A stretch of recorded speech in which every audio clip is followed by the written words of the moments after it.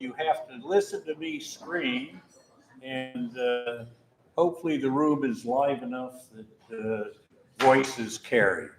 I'm Thomas Leiser. I am president of the American German Business Club, and standing next to me is Christoph Ganz. He is president of Steuben Schurz Gesellschaft. We welcome you to this luncheon. We're happy to jointly put it together. We will have as you know, it's 27 days to the U.S. election. I have my absentee ballot on my computer that I will fill out tonight and mail in. But we have with us Dr. Josef Braml, who will give us some insight into that. We also have as sort of an honored guest, Lieutenant General Ben Hodges, Außerdienst, as he points out, and his wife, Alexandra Schwarzkopf, who I've known for years. We will have our speech first, or our talk first, and then comes dinner with wine and all sorts of other goodies. And you have a couple words to say, and then we'll turn it over to... Only a couple words. Ladies and gentlemen, I'm very pleased that we came together today, together with AGBC and Steuben Schurz, and together for our very special event together with Josef Braml. And thank you, Tom, for the great cooperation the last days and great organization. And thank you, dear Claudia Böhnert, for taking over the moderation. And thanks to Andreas Pobel, who arranged everything for today.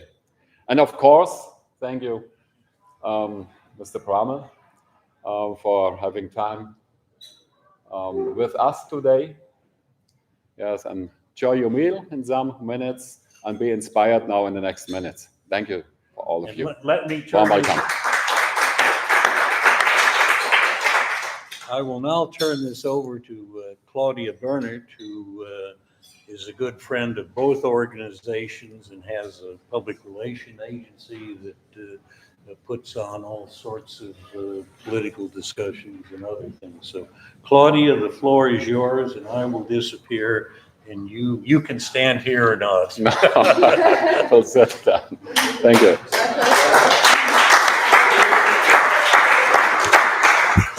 Thank you very much, Tom. Thank you very much, Christoph. So I heard we have to speak a bit louder today, but you can hear me well, I hope.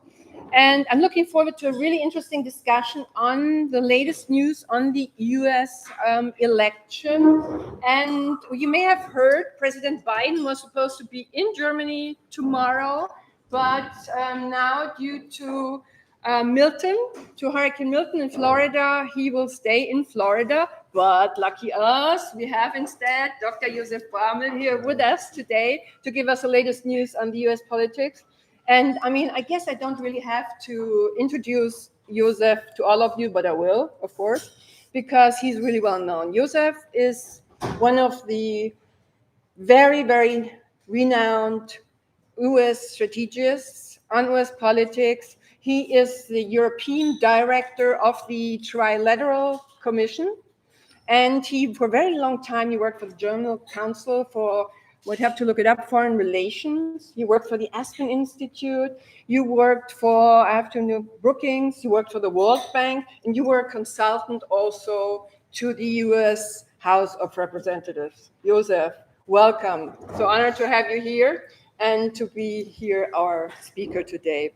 And how could I forget? You also wrote some famous books. I mean, maybe infamous. Okay, but well-known books. I mean, maybe you want to say which books these are.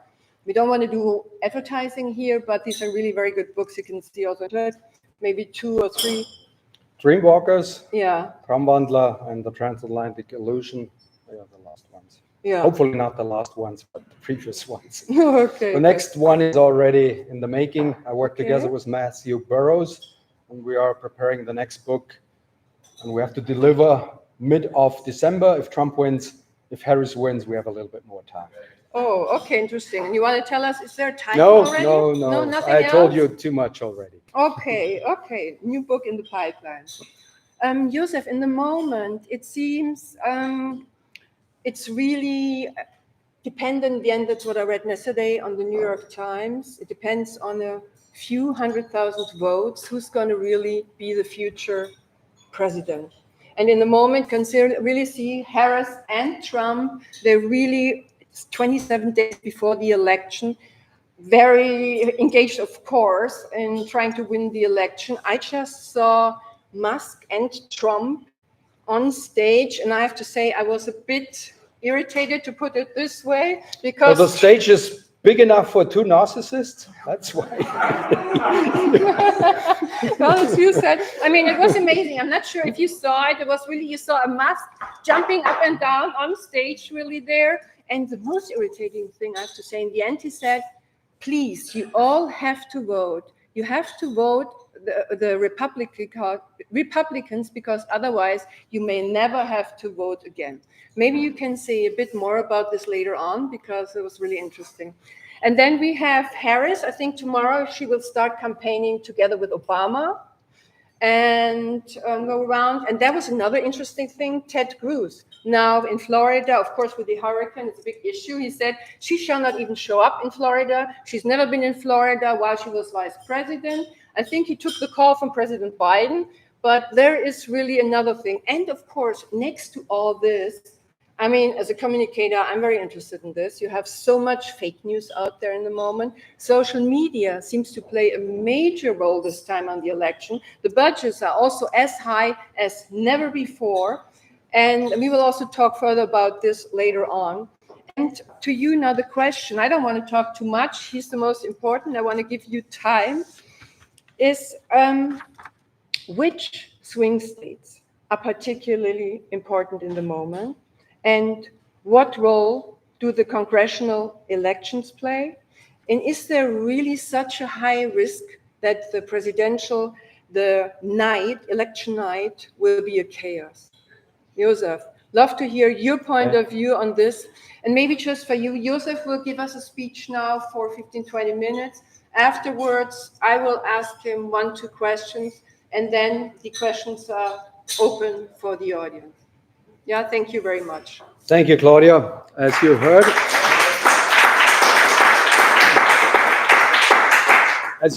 there's nothing like free lunch, so you have to listen to me. But more importantly, you have to help me work. I'm now trying to understand America for almost 30 years, and I keep trying. The day I will think I will have understood America, then I will retire, because then I will have become lazy. I'm afraid many of my countrymen have become lazy. They stopped thinking. They were in their transatlantic illusion, and I think we have to rethink our alliance, put it on a new footing, and the current events help us with that.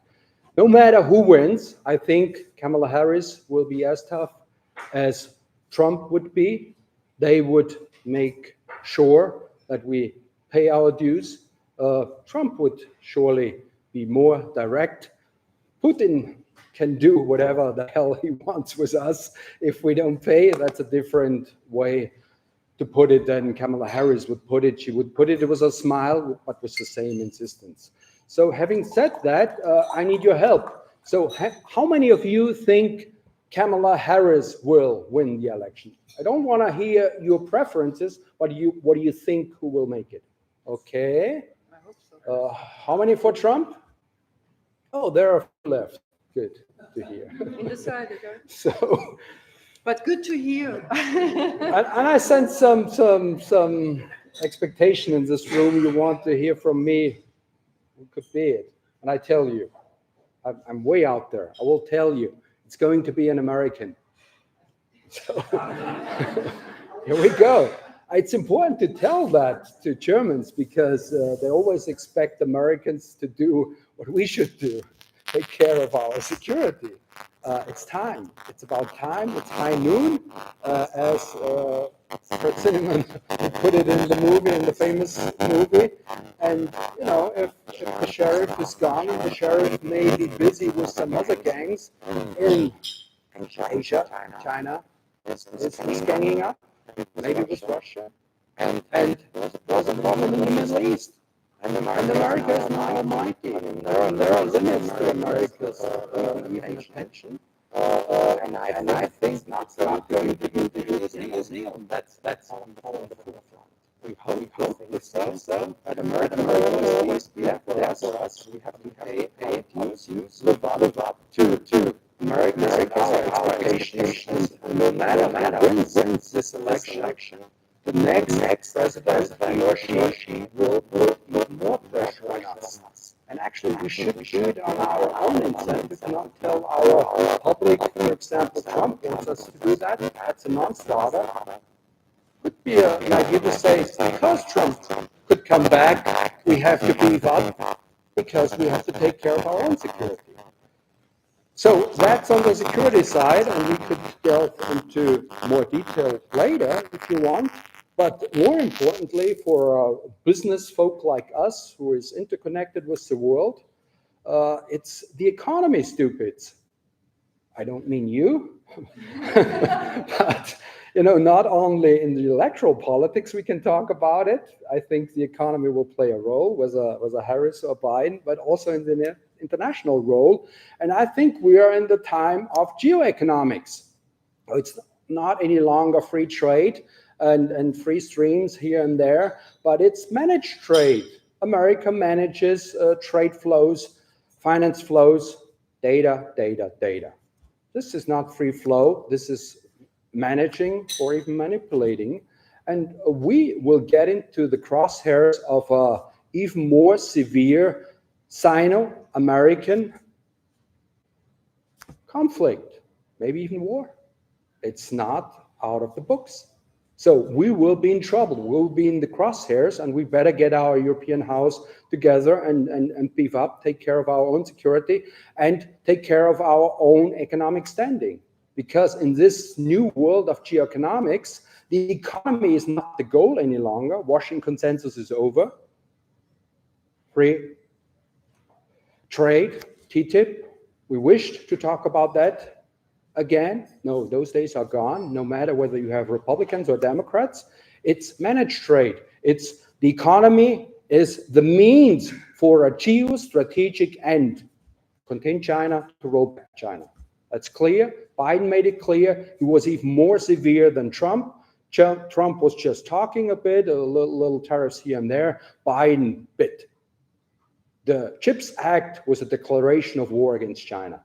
And it puts us into it. If we dare to deliver some sort of dual use or high technology to China, we are in trouble. And we will be more in trouble come the next president into the White House. So that should be clear. So regardless of who is going to win. So before I stop that, it's not completely uninteresting who is going to be the president. Maybe a few things I watch carefully. You asked me which state. It's 6 or 7 battleground states, but you could even boil it down to Pennsylvania. I think who get Pennsylvania make it. And here it's clear when you look at the split views of the data.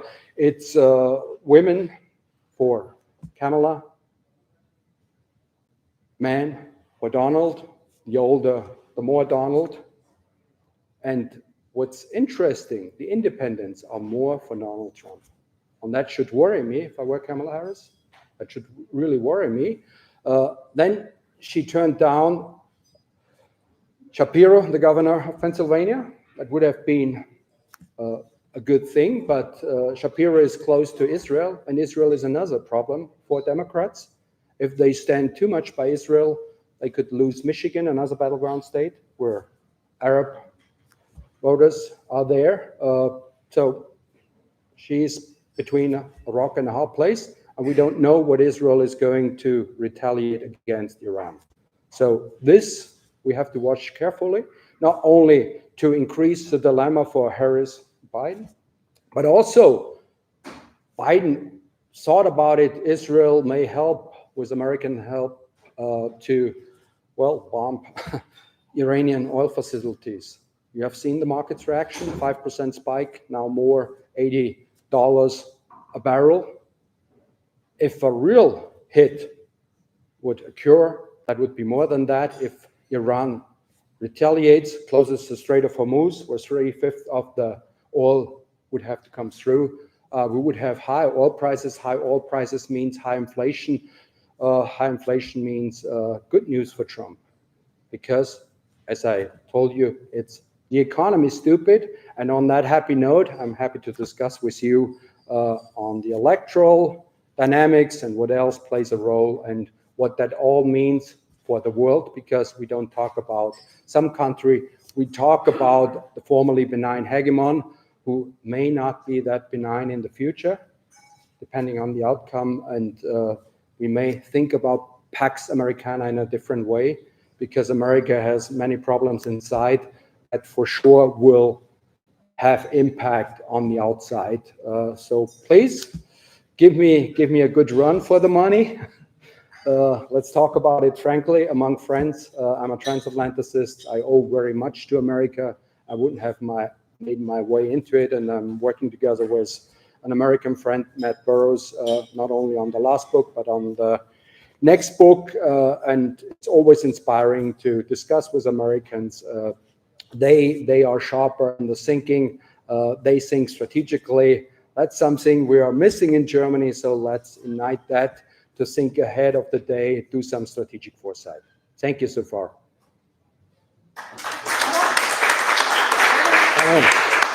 Thank you very much, Josef. That was brief, unusual with you. You wouldn't expect it, huh? No, that's true. But I guess leaves the opportunity for all of you to ask a lot of questions. I have a question actually in the moment, like I said, as a communication person, right? Very interesting in cyber war, cybersecurity in the moment, and also social media, the fake news out there. This is really scary. I think also the influence on other countries like Russia, like Iran, and like China. How big is their influence through social media and cybersecurity, in your opinion, on the current US election? And what is their interest, for example? Russia, who would they support, each of those countries? That would be very interesting to hear from you. Claudia, basically, if I knew that, I would have insights into American intelligence, and I couldn't tell you. So I don't bullshit about stuff I cannot know.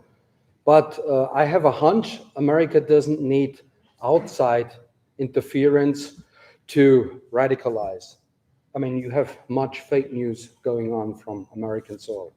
From Trump and Harris themselves, you mean? It's. I mean, you have Elon Musk, you have others. Yeah. You have many crazy right-wing fellows. You have crazies on the left. So I don't think America needs external help. It's not our talk, but it doesn't make a difference. I mean, for Hillary Clinton, it was an easy way out. I mean, she could blame it on the Russians, but I think she was the best help for Trump's election you could think of. Her arrogance, looking down on his electorate, not taking care of the blue wall. She took it for granted. She thought she would be entitled for the presidency. So I think she was a better help than Putin could ever have been. Let's be clear. Trump was, underestimated. Hopefully people don't do that again. He's a very seasoned campaigner. Harris is not. And we will see. I mean, we don't know. So what's the Russian interest? Of course, it's Trump. They want to see. I mean, we now have a new book from Bob Woodward.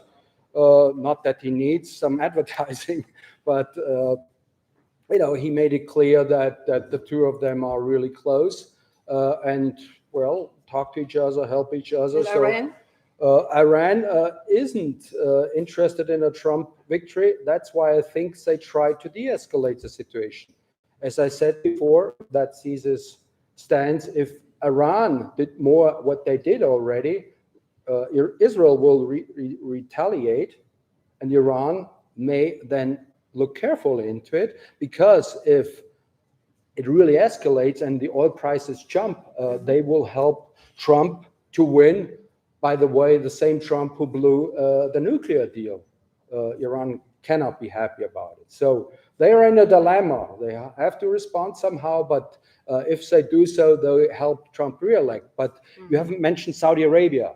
There's a guy whose name is Mohammed bin Salman, MBS, and he still has a hatchet in the ground he may use against Biden. Biden called him a butcher.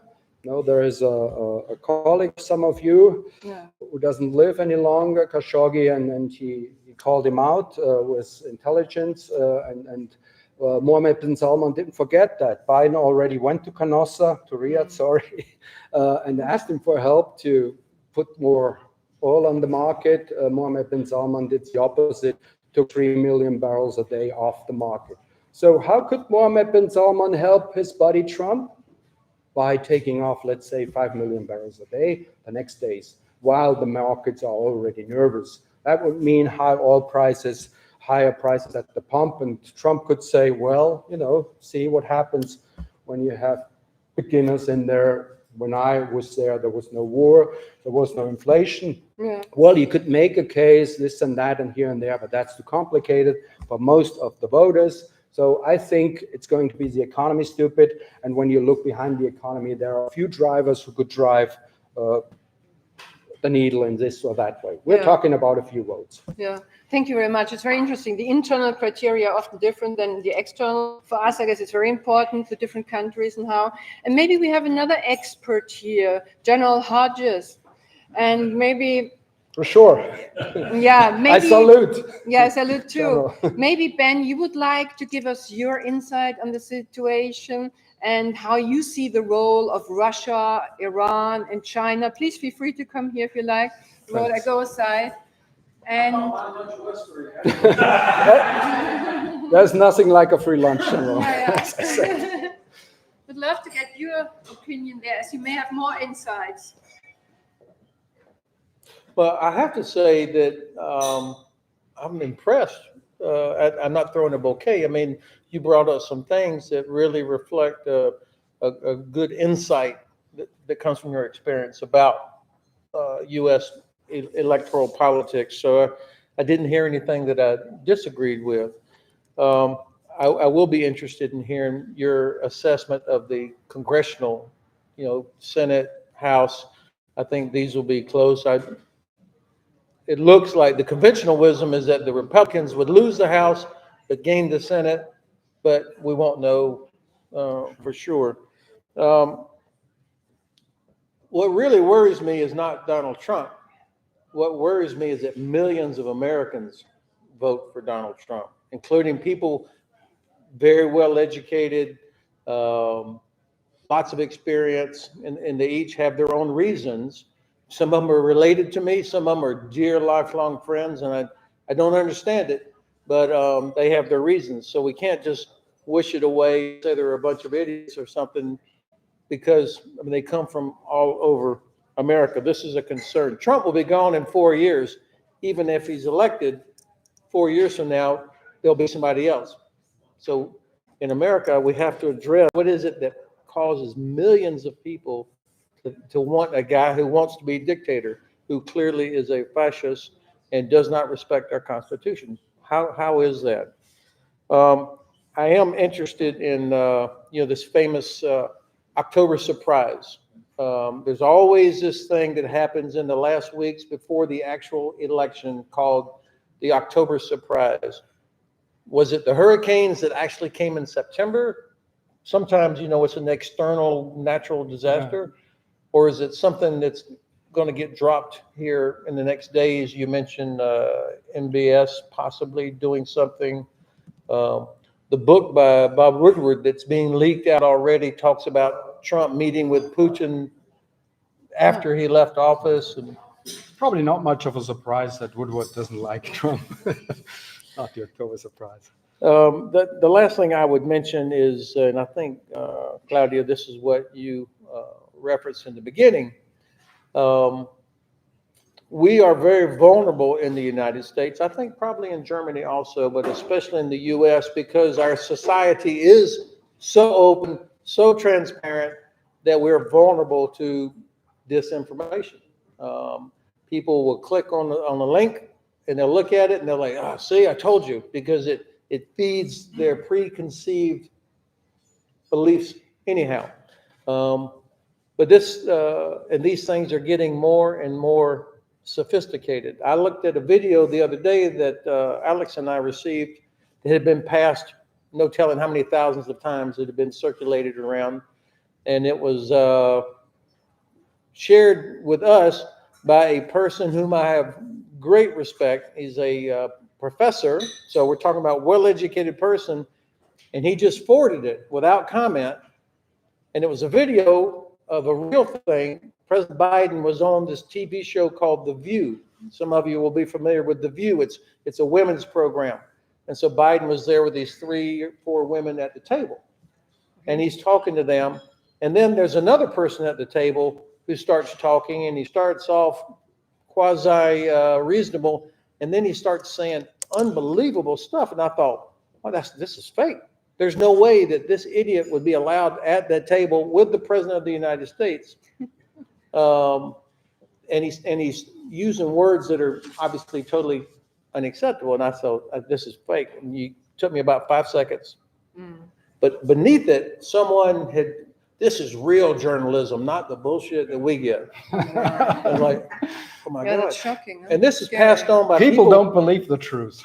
This is passed on by people that are well educated. So we are vulnerable. And, you know, we just had the Department of Justice expose 4 people in the US that are influencers. They have millions of followers, and they're getting like $100,000 a month from Russia to put out nonsense that gets that goes viral. And of course, they've got an enabler, Elon Musk, or as Trump calls him, Leon, his dear friend, that boosts that. So I don't know how much that influences the outcome, but it reinforces all the worst impulses. And last question, maybe. Thank you very much for this. You as an expert. So Russia, as you mentioned already, is supporting Trump, of course. I think that is fair to say, right? And Ben, this is also your opinion, right? Just the last question. You can sit also. So Russia is supporting Trump. Vladimir Putin is. I mean, in an autocratic dictatorship, where the guy at the top does not give a toss about the millions of Russians, but the people with the power, of course, it's in his benefit. It's in the benefit of the oligarchs that they would be able to treat Europe as if this was the 18th century and say, this is ours, you can have this, we'll divide up Ukraine, and we'll all be happy with that. So you're I think that I believe all the negative things I hear about Russian influence, Putin influence. I don't know that what they have on Trump.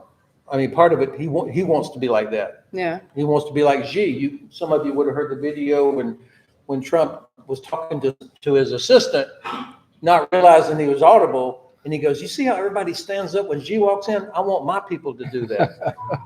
So, yes, I think he envies people like Putin, Xi, Orban. I mean, that he wants that.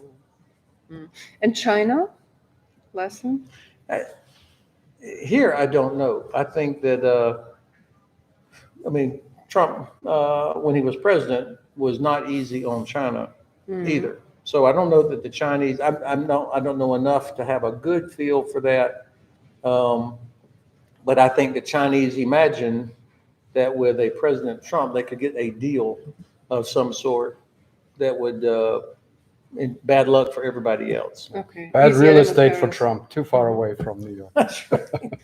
Thank you very much. I know this was unexpected. He was a guest, not supposed to speak here, but thank you very much. Now the questions are on you, and you want me to pick, or would you? You are the chair. Okay. Chairwoman. Ladies first. I just want to have a little more work on this mantra. I think that Trump repeats, if you vote for me, this time you will never have to vote again. What does it mean? Is it like this hope is the last hope, like conspiracy theories, there's nothing after him anymore? Listen, I have a hard time to understand America in general. Trying to understand Trump would be even more narcissism than he exposes. I don't know what he means by that. But there are people who warn about it, that America may drift into a less democratic way. Let's put it mildly. I mean, there is Bob Kagan, for example. You all remember him, Power Weakness, a neocon who isn't shy, call a spade a spade. And he has warned the American public with two remarkable essays in the Washington Post. First, all the elites, all the money will suck up to Trump. Forget about that January 6th will have turned their minds. No, they will be opportunistic. Here we are. So he was right on that one, and he gave a detailed analysis what could happen, how Trump could really change the fabric of American democracy. And I would make the case, coming back to your question, if I may, Sure. why is Trump elected? I mean, Trump may be a threat to democracy, but I think the democracy of America had already some deficiencies. Otherwise, Trump wouldn't have been elected. I think it's fair enough to make that case. And Trump reinforces that. Why has he been elected? I mean, the first time, I think white women helped him a lot. Despite his claim he could grab this and that, don't want to be too concrete, they held their noses and voted for him because many of them wanted to save unborn babies. He promised to only name judges on the Supreme Court who would do away Roe v. Wade, who established the right to abortion. And he delivered. So he made a deal with people who picked the judges, and that explains why most white American women voted for him. And there are white American women who want to wear their guns, and they were afraid Hillary would take it away from them. That's something we don't want to hear in Germany or don't understand. Yes, he was playing clear, and he is now more of a working class leader. And the Democrats, and I used to work for Democrats in Congress, and they dropped the ball somehow. I mean, not only Hillary dropped the ball, but if you see a Teamster at the National Convention, the biggest union in the US, so the chief of the Teamsters, I was there in Milwaukee, saw him speak. I said, what is this?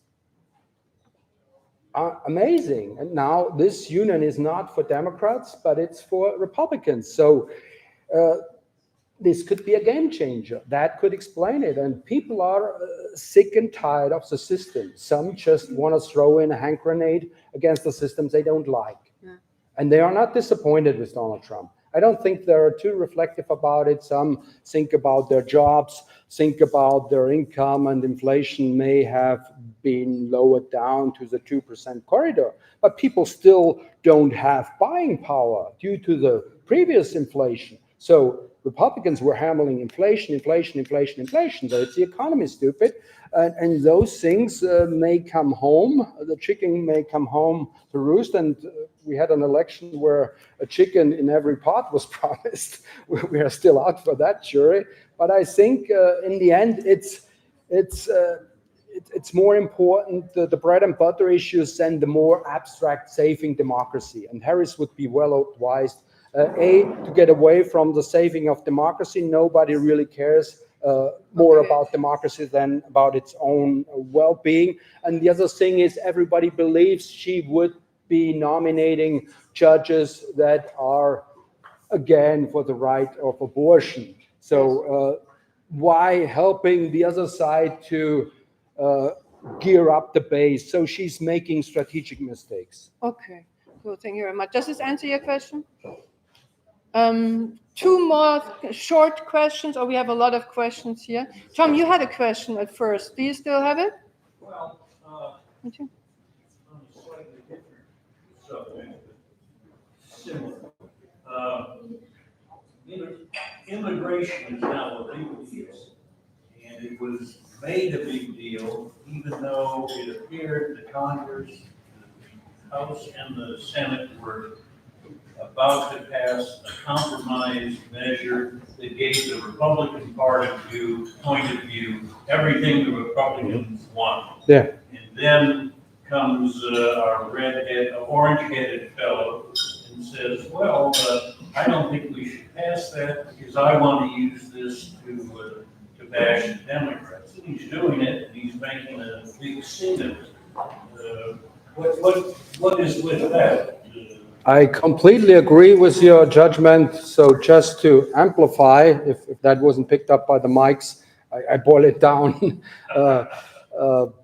for the mics. So the deal was obvious. Democrats really did everything to please Republicans on this one and would want to take care of this boiling issue, but Trump used his influence into the speakership of the House and blew it up because he needs, and I include that word, a wedge issue.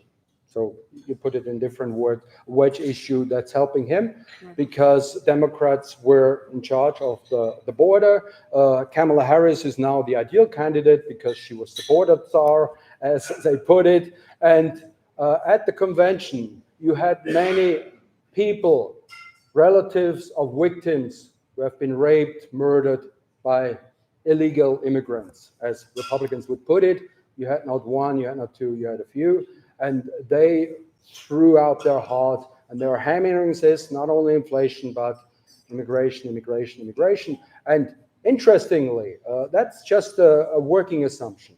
It could be even Latinos that now cause trouble for Kamala Harris, because those who are in, ironically or not ironically, want to make sure that others don't bypass the line and get in legally as well. So they are the rough ones too, and you have many Latinos now voting for Trump.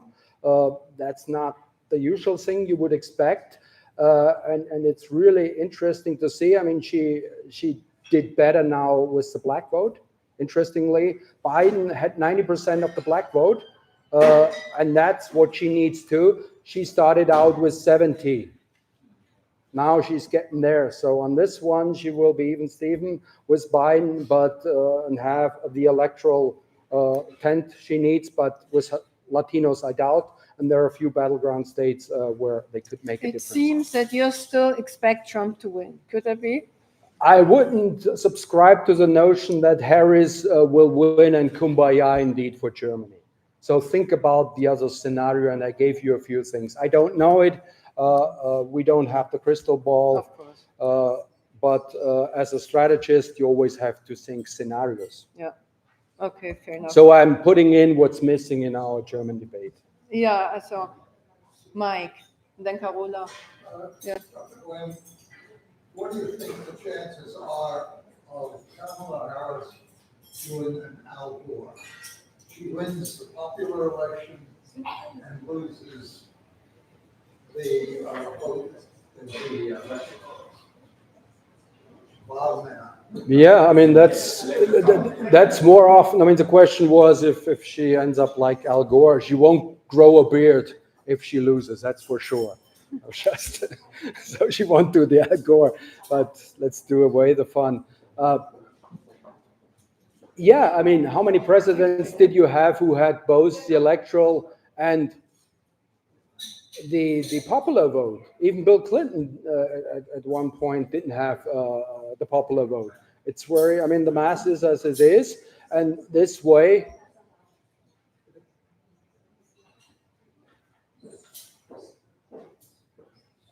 And this way, I wait until you're done.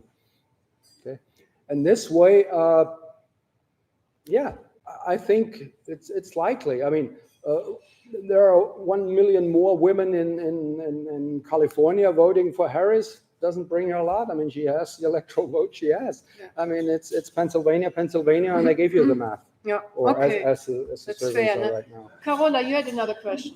Yeah, you said it's the economy is stupid. And I'm a bit surprised because looking at the US economy, it's strong, it's prepared, labor market is stable, prepared to increase rates, the stock market is at record highs, the Inflation Reduction Act appears to work really well. Why can't the Democrats capitalize on this more? Because they can have a story where Good point. the economy is doing well. Yeah. Why is Trump perceived as being? Well, there are two two assumptions. One assumption, the economy is really doing well for all of them. If it were so, Biden administration felt miserable to communicate it, and they did. So they didn't communicate what they did. They could have done a better job. I mean, Biden is not the communicator in chief. No, we have seen him sometimes. A few years ago, he used to be stronger to communicate. And he's not a Barack Obama, and he's not a Bill Clinton to begin with. So the message didn't get out. But I doubt your assumption that the economy is really so fine. When you look at the average, fine. When you look at Wall Street, but why is Wall Street doing good? Because you have easy money going into that. So you have the dream of easy money, but at some point, what goes up will go down. And think that scenario through. If inflation kicks in and all those baseline assumptions about interest declining, I don't know how many steps they dream of, will be gone. Because if the oil price is high, inflation will be high, forget about that. And then the stock market will freak out. And then you see a different story. Look at the consumption. You had high savings after Corona. Everybody did his kitchen, this and that. Money was there, even for American standards, high savings. It's all evaporated. Saving is gone. Look at the debt of Americans. It's higher than before 2007, 2008. Credit card debt, boom. Car loans, student loans, all out of control. So Americans are not really in the mood for consuming any longer. And you see it already when you look carefully. So while it appears from afar that everybody is happy, and sure, some people do well. But there are many people who lack $1,200 buying power in their pockets, and they have two jobs to pay their bills or be on credit. So not everybody is doing well, and I think for them, Trump is the option. And that is another explanatory layer that the economy is not, or maybe we should say it's the economists stupid who do not look into the split views and only look at averages. Yeah. Kiwan. My question is, do you think that Elon Musk may have an effect on the exit polls? Well, he's making an effort, and not only that, he's using something or offering to Trump again, because Truth Social, or what it was called, wasn't really flying that well. I mean, it's about to be bankrupt, so Twitter was really important. That was his gun, his PR gun, and they took it away from him. And Elon, for the sake of free speech, gave it back to him, though that helps. And he puts behind every algorithm to make him look good. You can see it when you still use Twitter. Some already quit. And not only using a channel or offering him a channel that's priceless, so Trump doesn't have to pay for that. Others will have to pay for visibility and this and that. He puts in a lot of his own money, we have now learned. And money talks in America. There's also freedom of speech that cannot be curtailed by the Supreme Court, by the way. So money talks, and I think money will make a difference. Harris has now her honeymoon over. I mean, Biden was forced out, and that answers my second question of your questions, because Democrats were afraid they would lose both the House and the Senate if Biden stayed on. That's why Nancy Pelosi basically pulled the trigger and said, okay, is he really the right man? So they were thinking they were losing that. And the money was held back, Democrat money, and that block money poured into Harris once she was on the ticket. But now it's not that much money, and Trump is now gearing up on that too. And again, he has a platform that doesn't cost him, and he has money from Musk, and he wants something for it. I mean, he wants his business not to be regulated or taxed, and Trump is the best man for that. And he probably will be some key figure to cut down the government, and Trump wants to do that. And this time around, they are prepared. I mean, this project 2025, I mean, Trump distanced himself from it because it weren't his ideas, but there were radical ideas too. I mean, that wasn't the problem, but he kind of wants to win that election. But these guys are prepared. So next time around, you have people in every, ministry, as we would say in Germany, every department, and they would cut down this government. And Elon Musk is ready to lead that effort. What the other guy, who is now far away, couldn't do. Okay. More questions? Tom, others who haven't asked questions yet? Yeah, Alexander. I saw in the back questions first. I just had a question on, we're focusing a lot on Trump and reelected, negativity about it, but are there any positive aspects of Trump being reelected, let's say for Germany, for businesses, economy, immigration? Yeah. Actually, Matt wrote an interesting piece for the national interest, and he said Trump is good for Europe because this is the only way they wake up. No. Otherwise, with Harris, you would have the boiling frog thing, the water is getting warm and the frog doesn't get it.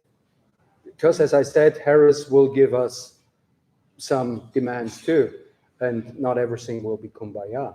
And with Trump, hopefully people will wake up and actually do what they have to do. So in a sense, that may be good for Europeans. And maybe to even get wilder beyond that. Maybe one day Trump, Xi Jinping, and Putin will get the Charlemagne Prize, Karlspreis for European reunion. If the three of them cannot get us together, overcome our national narcissisms, I don't know what it takes, an invasion from Mars or... Okay. You and then Alex.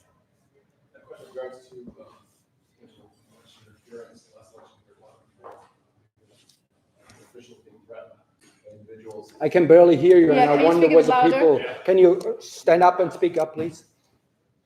The last election we had, there were a lot of stories about election interference, particularly election officials being threatened by individuals.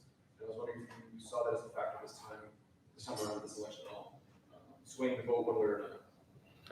I think it's already interesting when Trump says in an interview now. I mean, I was in Milwaukee when people taped their ears, and already on the first day, fight. I mean, you had more sensation like in a soccer game in Germany. I mean, they won, they were there, and he appeared. Somehow God must have protected him, and it's not only evangelicals who now think that's the case. And he basically said asked, how big are the odds of surviving something like that? So, he turned around and picked up some chart or whatever, and it hit him here. And he said 1 to 1 million, even higher. So God must have been involved. I think God wants me to be the next president. Okay. And if I'm not the next president, the other side will have cheated again. Yes. All right. So you know that. And then you know that 1/3 of this country, America, wants to defend their democracy by using force. Not only Elon Musk wants to defend democracy, the other side wants to defend democracy too. So you have two sides who think it will be the end of the world if the other side wins. That's not a recipe for compromise after a peaceful election and saying, oh yeah, I lost and you win and shake hands. I wouldn't expect it. And when you know that 1/3 wants to use force, and when you know how many weapons are in America, I mean, Americans have more even military weapons than the German military, I would say, then don't be surprised if something happens. Ask reassurance companies what they expect, what could happen in this country if there is a close call or there is arguments here and there, and then they do their scenarios and they're expecting the worst. So who knows? We don't know. I mean, before January 6th, I was warning he would send his crazies on the barricades. I was sure about that. And people thought, oh, he's just alarmistic again. And then I saw it and I couldn't give interviews. I said, no, this time around, I'm not without anger. And, and I can't do the analysis. So even though I intellectually thought it possible, when you see that, I worked there, It's and so it was different, yeah. unbelievable that people could actually go through security Yeah. and do that. I was wondering what happened that day. I mean, you could already smell the smoke, and security wasn't up there. That's incredible. Alex, you had another question.